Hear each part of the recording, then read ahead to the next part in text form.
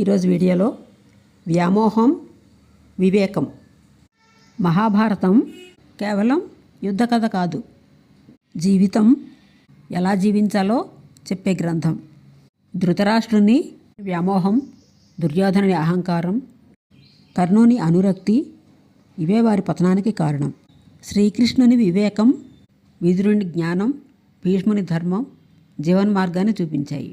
ఎంతటి వివేకవంతులైనా భగవద్భక్తులైనా అది అధఃపాతాళానికి తొక్కేస్తుంది. వ్యామోహం మనిషిని అంధత్వంలోకి నెట్టేసే భయంకరమైన దుర్గుణం.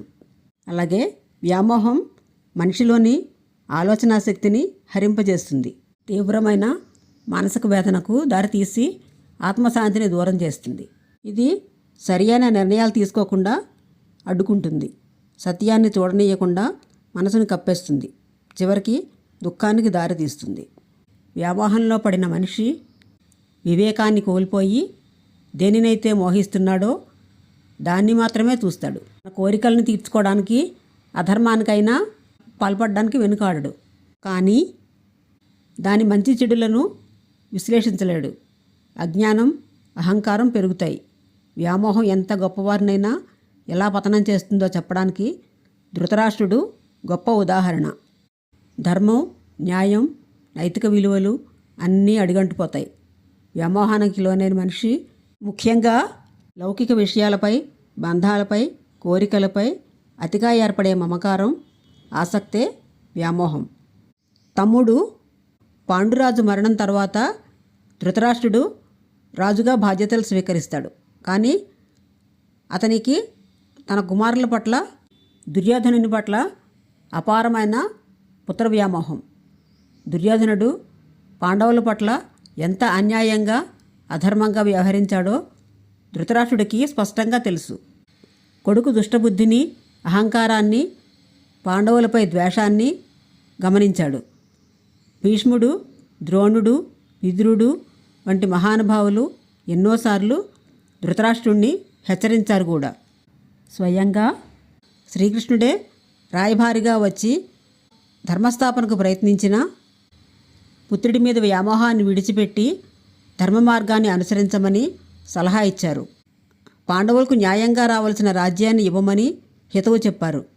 ధృతరాష్ట్రుడికి ఇవేమీ చెవికెక్కలేదు. తన పుత్ర వ్యామోహాన్ని వీడలేకపోయాడు. తన సమక్షంలో అధర్మం జరగడానికి అనుమతించాడు. ద్రౌపది వస్త్రాపహరణం వంటి అమానుషపు చర్యలు జరిగినప్పుడు కూడా కౌరవులను ఆపలేకపోయాడు. పుత్ర వ్యామోహం చివరికి ఒక మహాసంగ్రామానికి దారితీసింది. ఆ యుద్ధంలో అతని 9 కుమారులు, ఎందరో బంధువులు, మిత్రులు మరణించారు.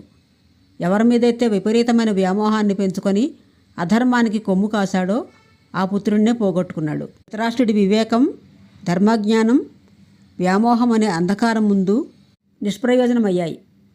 విషయాసక్తిని తగ్గించుకోవాలని, వాటిపై అతిగా ఆధారపడకూడదని పెద్దలు చెప్పేది అందుకే. సత్యాన్ని తెలుసుకోవడానికి ప్రయత్నించడం, పరిస్థితులను తటస్థంగా విశ్లేషించడం వ్యామోహాన్ని దూరంగా ఉంచుతుంది.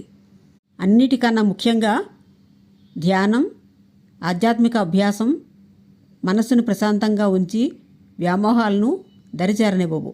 వ్యామోహం అనేది జీవితాన్ని నిస్సారంగా మార్చే ఒక విషతుల్యమైన భావన. దానికి దూరంగా ఉండాలి. సత్యాన్ని, ధర్మాన్ని, అంతర్గత శాంతిని కోరుకునేవారు వ్యామోహాన్ని వీడి వివేక మార్గంలో పయనించాలి. అప్పుడే నిజమైన ఆనందాన్ని, మోక్షాన్ని పొందవచ్చు.